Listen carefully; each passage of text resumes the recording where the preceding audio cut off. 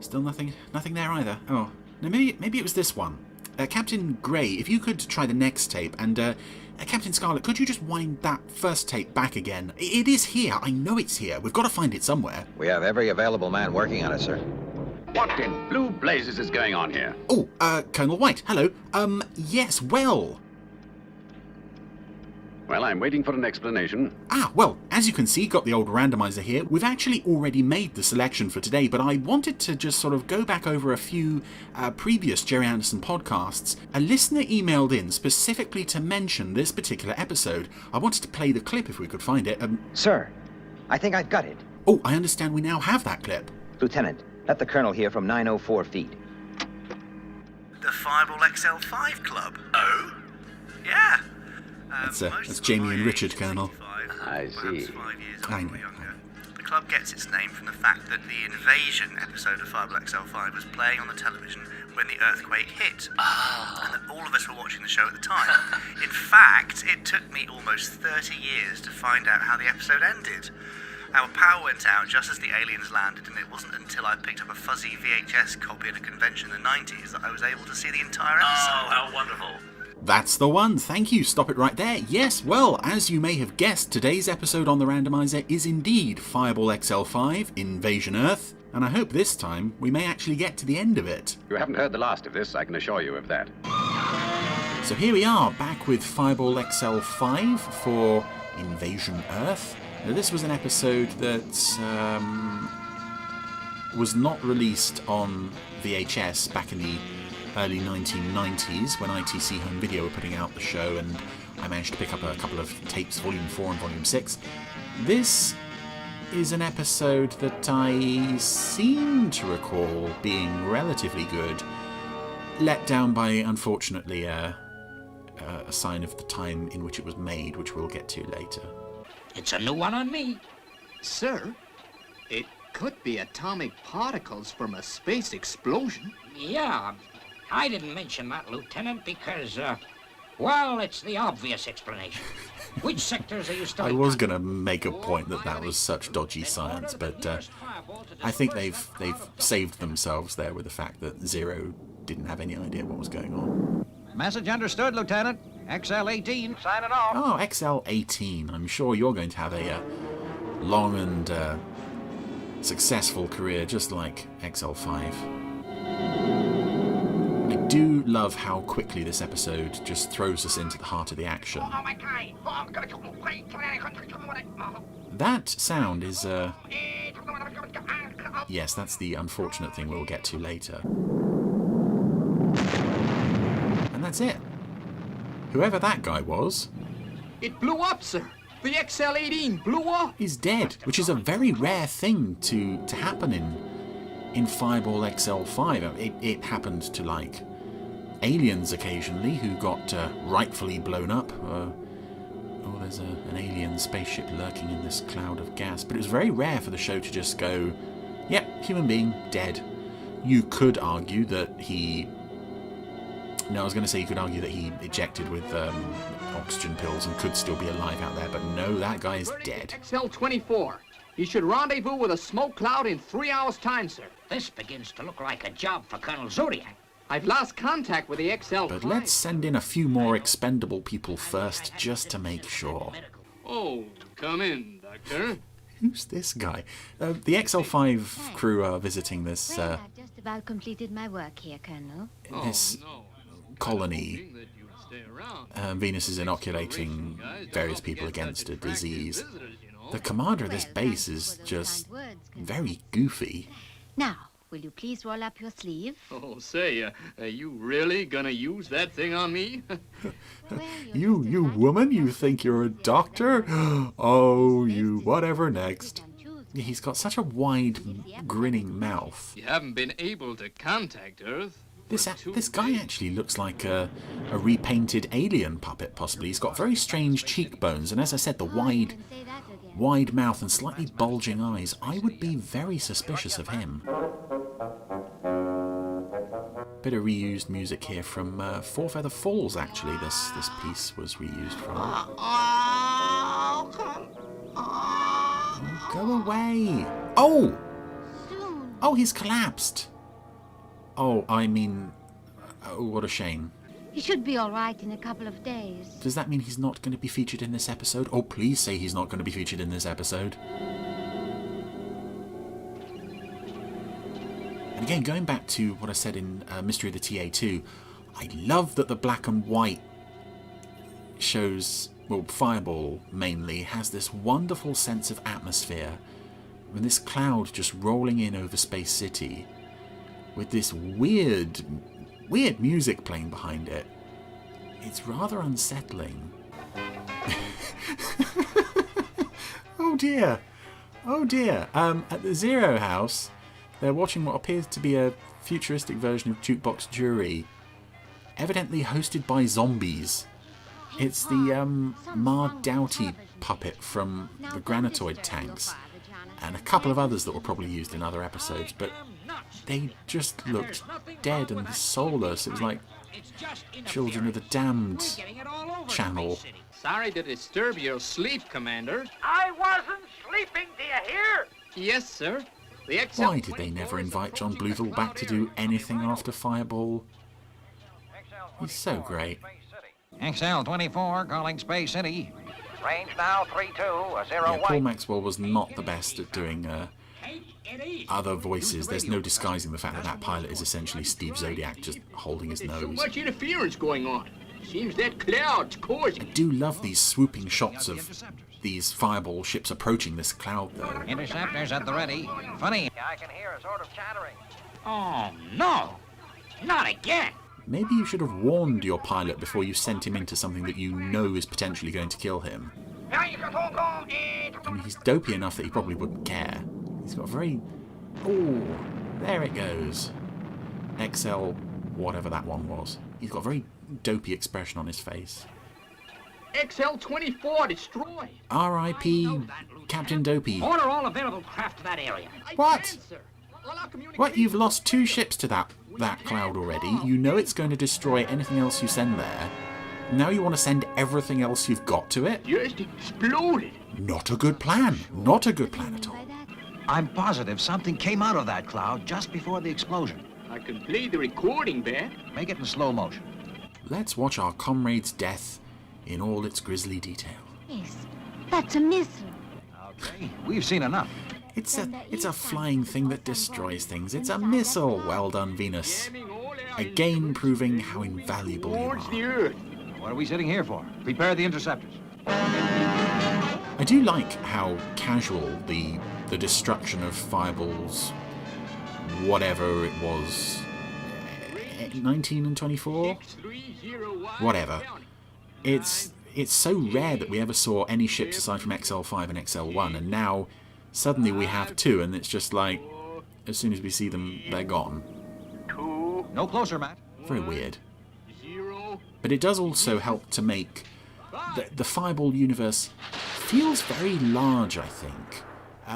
It's silly, but it feels like a very expansive world where XL5 is supposedly the only ship in Sector 25, and they see so many weird things over the course of 39 episodes. And you have to imagine Sounds like somebody talking. there are other XLs out there having equally strange adventures. Oh. Oh, they have a language decoder machine, which is essentially just a reel-to-reel tape machine with language decoder stuck on it and a big sticker. An invasion fleet. And we're powerless to stop them. Venus, if you want to just surrender, then go ahead and wave a white flag out the window. Oh, meanwhile, Space City is looking very atmospheric, covered in fog. It's just hanging in the sky, sir. Obviously, Lieutenant, which at least proves it's no ordinary cloud. Oh, wait, what? Say, Lieutenant? I had to think carefully about that. It's hanging in the sky, which means it's not an ordinary cloud. Ah, do clouds in XL5 land not stay in the sky? I know they move, but that cloud was moving too. Commander, Lieutenant, what are you doing? What? Nothing happened. of course not, sir. You don't think I would have done that if it'd been working, do you? I was just trying to tell you that the ray guns aren't working either. How did you realise that? You just reached into the drawer, aimed it at Zero and pulled the trigger. That was a heck of a gamble you just took for absolutely no reason, Lieutenant. Oh, meanwhile, the XL5 crew are just sitting around. Oh, they're worrying about Zuni, who has contracted... But this is ridiculous. Relax, Oh, Relax. misalignment, or whatever you want to call it, of the lip syncing there. Venus said her line and then started to say some of Matt's as well. Maybe the Earth's last chance. We can't land... Unless she's a master ventriloquist, of course. She has to be good at something. Law of averages says she's got to have at least one thing she can do right. You'd think as well that this invasion fleet... It doesn't necessarily feel, this episode, as perhaps spectacular as it should do, because this invasion of Earth by these 3 ships that have landed at Space City... Oh, sorry, 4 ships. It is essentially we are invading Earth via Space City. We're not going to any of the major world capitals. Space City is where it's at. We're going to march in there and declare conquest. This is it, Luke. Oh, but that's very sweet that Commander Zero has got his hand on 90's shoulder. He loves him, really. Okay, Robert, you don't have to keep repeating yourself. Don't have to keep repeating myself. Anyway, here come our guest aliens for this episode. And this is the point where I think this story develops a major problem.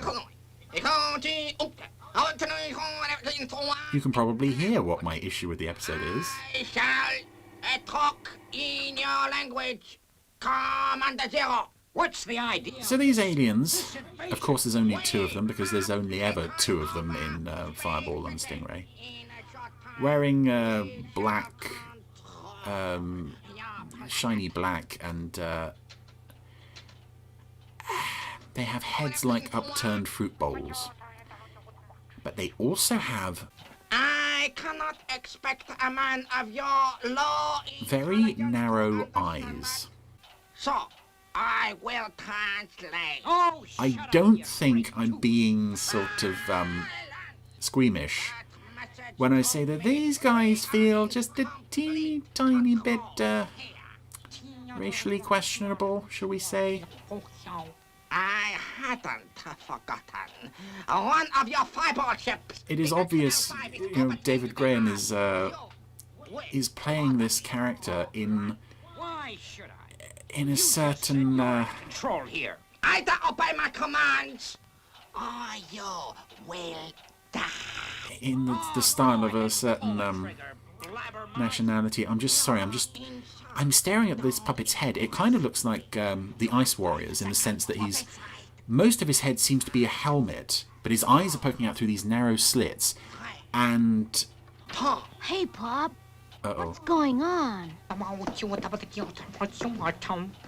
My lieutenant tells me that this aggressive... This episode was doing so well, and now these guys have turned up, and I just...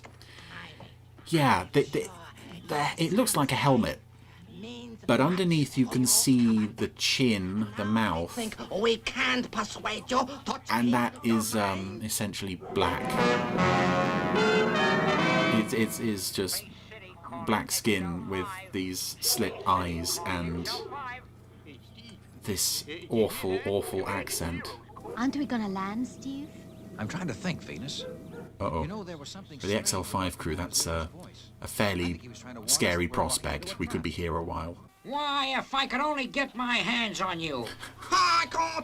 Oh no! Stop it! Stop doing that! This... Oh no. Why... Everything you could have done wrong with these aliens is being done.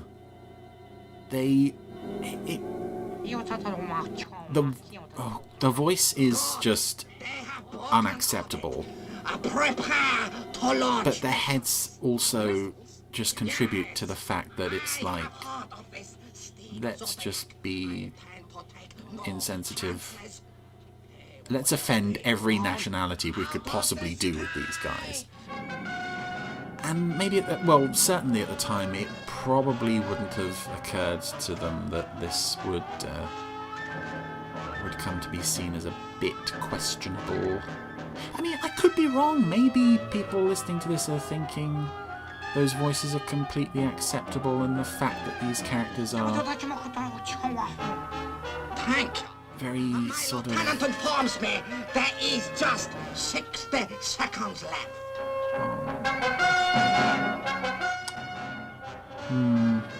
No, I think this is a serious misfire. Otherwise, this is a really good episode, despite the fact that we are just, again, invading Earth via Space City, and there's no real sort of global scale to this invasion.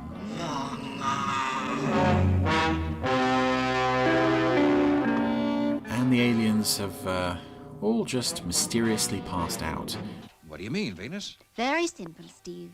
Our invaders collapsed with Randomiser, the space disease. Why, zero? Yeah, this is a very unsatisfactory way to end the episode.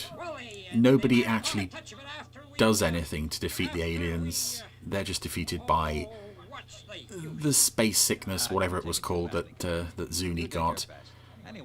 And I know that's very much a nod to the War of the Worlds, but even so, it's never particularly satisfying.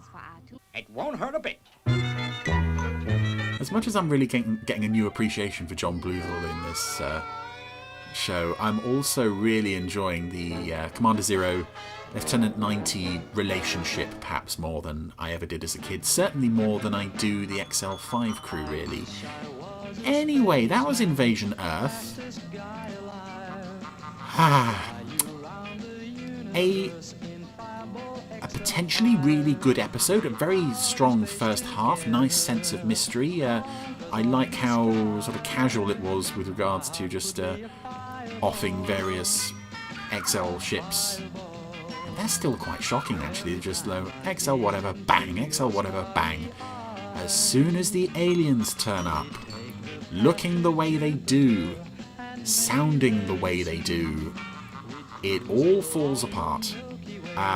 Culminating in just a non-ending. It's like we've reached the end of the episode and they're defeated. And we didn't have to do anything.